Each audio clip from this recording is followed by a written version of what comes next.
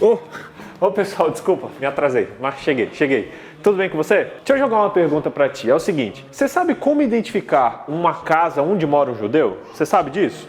Basta olhar para a porta da casa dessa pessoa. Você encontra um objeto chamado mezuzá. Você sabe o que é isso? Você sabe o que tem dentro desse objeto que você está vendo aí na tela? Eu vou te mostrar e vou te revelar já. Fica com a gente. Dentro dessa caixinha secreta que os judeus têm na porta de casa, tem o que eles chamam de Shema, que é uma oração e uma declaração de credo. Ela é baseada em uma parte do segundo sermão de Moisés, descrito lá no livro de Deuteronômio, que está no capítulo 6. É isso aí, lá no verso 4 em diante. Essa passagem é tão importante que ela é recitada diariamente em todos os lares judaicos ou também em todos os cultos que existem nas sinagogas. Os judeus fazem isso seguindo a ordem que diz para escrever essas verdades nos portões, nos umbrais das portas e até mesmo para amarrarem nas suas vestes ou então na sua testa. O que eles fazem também com outro objeto que eles chamam de tefilim. Moisés não queria que esse fosse um ritual vazio, mas sim um lembrete diário do conteúdo dessa oração. E aí você pergunta, BJ, qual o conteúdo dessa oração? O que está escrito aí dentro? O que tem dentro dessa caixinha? Lashana Rabá veYerushalayim. Não é isso não, Rodriguinho. Não. Eu vou ler aqui agora para vocês em hebraico. Olha só. Não, brincadeira, hebraico não. Vou passar vergonha aqui. Mas para facilitar, eu vou ler em português mesmo. Olha só o que está escrito em Deuteronômio, no capítulo 6, a partir do verso 3. Ouve, ó Israel, nosso Deus é o único Senhor. Amarás, pois, o Senhor teu Deus de todo o teu coração, de toda a tua alma e de todas as tuas forças. E estas palavras que hoje eu te ordeno estarão no teu coração. E as ensinarás a seus filhos e delas falarás, sentado em tua casa, andando pelo caminho, deitando-te e levantando-te. Também as atarás por sinal na tua mão e te serão por frontais entre os olhos e as escreverás nos umbrais da tua casa e nas tuas portas. Que texto lindo! Ele começa dizendo ouça, que em hebraico é a palavra Shema, que inclusive dá nome a essa oração. Já ensinei que os hebreus tinham o costume de nomear os livros pela primeira palavra que era escrita nele. Por isso que o título original de Deuteronômio era Devarim, que significa estas são as palavras. Fiz até um vídeo explicando isso no começo da lição. Você que não viu, vai lá e assista que vai te ajudar muito. Lição 0 ou a lição 1.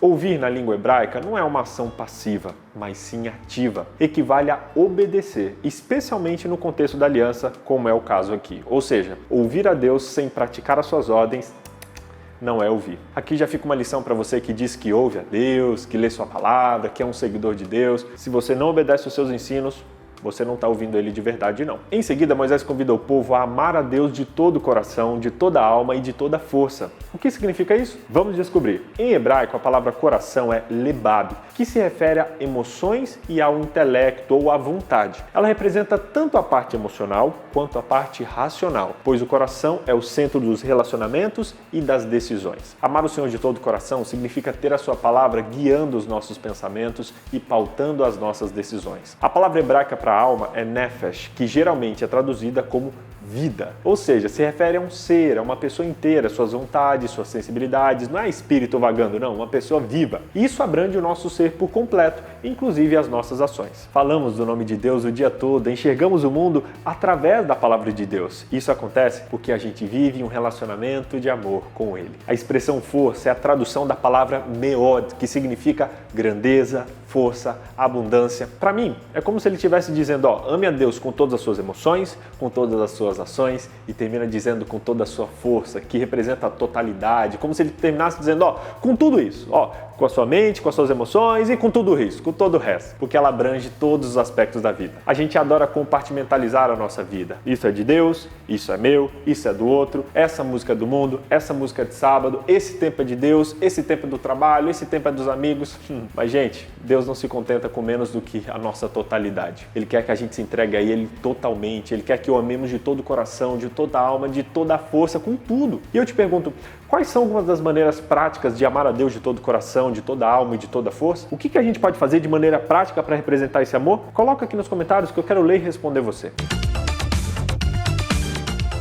Na segunda parte dessa oração, do verso 6 ao verso 9 do capítulo 6, depois de ordenar a amar a Deus com tudo que a gente é, Ele nos convida a ensinar isso para outras pessoas. Essa verdade não pode ficar guardada apenas para nós, ela precisa ser compartilhada com os que estão à nossa volta, com os nossos filhos, com os que conviverem com a nossa família. Inclusive, uma exigência da aliança era levar o conhecimento às outras gerações. Quem fazia o contrato tinha a obrigação de passar para as novas gerações o que estava redigido no contrato que ele assinou. Essa educação acontece ao longo da vida, caminhando, se deitando, se levantando. Como cristãos, a gente muitas vezes quer evangelizar do púlpito, só falando o que está na Bíblia, mas a Bíblia nos ensina que evangelismo acontece na vida, convivendo com a pessoa, quando você está em casa, quando está caminhando, deitando, levantando. É o que chamamos de discipulado, que é ensinar ao longo da vida. Jesus ordenou, portanto, ide, fazei discípulos de todas as nações, lá em Mateus 28:19. Esse verbo ide, ele está mal traduzido, porque originalmente ele está no gerúndio, que significa indo. Ou seja, enquanto você estiver indo, enquanto você estiver caminhando, faça discípulos. Isso acontece ao longo da vida. Gaste menos energia pregando em cima do púlpito e mais energia em pregar com o seu testemunho, dividindo a vida com as pessoas que convivem com você. O contexto no qual a realidade de Deus é compartilhada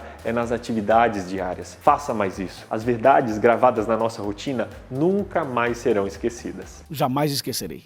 Depois disso, Moisés ordena que essas palavras fossem coladas na porta, na testa e até mesmo nas mãos. Isso é para que os judeus nunca se esquecessem dessa verdade. O povo de Israel se esqueceu do que Deus fez por eles e nós podemos nos esquecer também. A gente já falou no penúltimo vídeo que a idolatria é vencida quando nós nos esquecemos do que Deus já fez na nossa vida. Por isso, lembre-se sempre do que Deus fez por você, do que Ele pede a você. Não apenas decorando, mas vivendo essas verdades na sua vida prática. Conta-se a história de uma igreja que desconfiava que alguém estava roubando ali o dinheiro da oferta da escola sabatina. Eles descobriram que era um adolescente, um menino que poucos meses antes havia ganhado o prêmio por aprender o maior número de versículos da Bíblia, incluindo os 10 mandamentos. Só saber as verdades, colocar na porta de casa e repetir com rezas vazias não significa nada. Essa verdade precisa estar guardada no nosso coração e transformar as nossas ações diárias em obediência ao Deus da aliança. Será que você é alguém que está tentando viver só de teorias? Se você quer parar de só teorizar, de só viver de ideia e viver a Bíblia no seu dia a dia,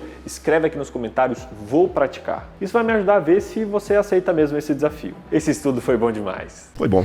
Resumindo, a oração da Shema nos ensina, primeiro, Deus é o único Deus. Segundo, Deus deve ser amado com as nossas emoções e ações. Terceiro, Deus deve ser ensinado aos que estão à nossa volta. Esse texto da Shema ele nos mostra que servimos a um Deus que está perto de nós, que deseja um relacionamento de amor conosco. Ele anseia pelo nosso coração e esse é o foco principal dessa passagem, porque a verdadeira mudança no coração leva naturalmente à obediência. Quando realmente compreendemos o amor de Deus, nós desejamos pensar e falar nele durante todo o dia. Ele vai fazer parte das nossas palavras e das nossas ações, bem como das nossas posses e do nosso trabalho. O resultado disso é que, em vez de uma tarefa árdua, o grande desejo da nossa vida será levar outras pessoas a um relacionamento semelhante de amor com Deus. Deus nos ama tanto que deseja que a gente pertença apenas a Ele. Aceite essa verdade hoje. Ame ao teu Deus de todo o teu coração, de toda a tua alma, de todas as suas forças, de tudo. Isso vai fazer uma diferença tremenda na sua vida. E aí?